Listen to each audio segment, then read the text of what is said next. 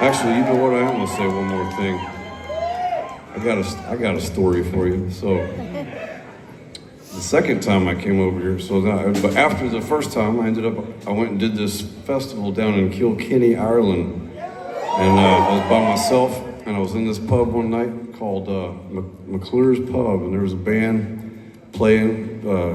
Got a Daniel Mead, and a bunch of his mates were up there, and they were cooking it down, and then I was pretty blown away, and we all just got completely pissed the whole night. I ended up becoming like good friends with all of them, Mark, and anyway, and Lloydie, and so we come back, and then the next time I came to Europe to tour, still didn't have no money, so couldn't bring a band, so I just flew to Glasgow first, and me and all them guys rehearsed, and we went and played some shows around England and Scotland, and then I got to be really tight, and I couldn't understand a fucking word they were saying. Until about the second day in the car, I'm in the back seat, and you ever seen that really shitty Antonio Banderas movie where he's like this Arab guy hanging out with the Vikings and they're around the campfire one night, and then suddenly he just gets it? It was just like that. I was like, oh, I know what they're saying, so anyway, time goes on. Lloydie calls me, he's a little bitty guy, he was in a Celtic FC development program for us, a little ball of muscle. But he's a brilliant country jazz guitar player. And he's like, hey man, I want to come over and check out Nashville. Is it cool if I stay with you? And I was like, yeah, fucking come on, dude. And so Lloydie comes over and he moves in my house for like 6 weeks. My wife's mother dies during that. And we come home and Lloyd's still there. And he's like, oh, Sarah, I'm so sorry about your mom. And she was like, it's okay, he can fucking stay because anybody that talks like that is... So he stayed. Anyway, so he goes home after like 2 months. And then he calls me, he's like, oh mate, old firm, get on the plane, so I fucking come over. And we go out with him and all of his mates, not the musicians. And, it's all his best friends, Gareth and his brother Craig. And if you're here tonight, Craig, this is my fucking turn. So all night long, Craig's like, oh, Sylvester, do you need another pint?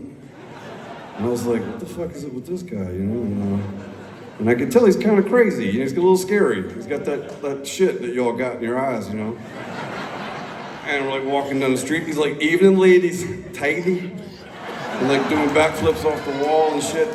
And all night long, just like taking a piss with the Sylvester stuff. And it's like finally like 2 a.m, we're all just shit-faced. And Lloyd had bought some bunk Molly off a guy in the bathroom. It turned out to be nothing. And then, about the 18th time, I said, hey, man, I was like, I guess I'm going to have to show this guy what a fucking hillbilly is now, because I've tried all night to be cool. And I said, what's with this Sylvester shit? And he goes, oh, I'm so glad you asked. He's like, so Lloydie goes over to Nashville, and he comes home, and he's all Sturgill this, and Sturgill that. And I says to myself, who's this Yankee fucking cunt trying to steal me, Lloydie? And I decided right then and there that you were Sylvester. What the fuck do you say to that, So fast forward, 30 minutes later, bar closes, we're all standing out on the sidewalk, and I see the guy that sold Lloydie the bunk Molly walking down the street. And I said, Lloyd. And Lloyd goes, oi! And the next thing you know, takes off like a bat out of hell chasing this guy down Sauchiehall.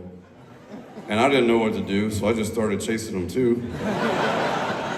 Lloyd, okay, here, I guess I'm going to jail in Glasgow tonight. And so it's me and Lloyd and Craig running down the street for like 3 blocks, chasing this guy who was literally running for his life because we would have stomped his teeth out his asshole had we caught him, I promise you this. And I see a cops drive by. And they're looking at us like, what are those dumbasses doing? And it hit me right then, we're idiots. Because there's CCTV everywhere here, And I said, whoa!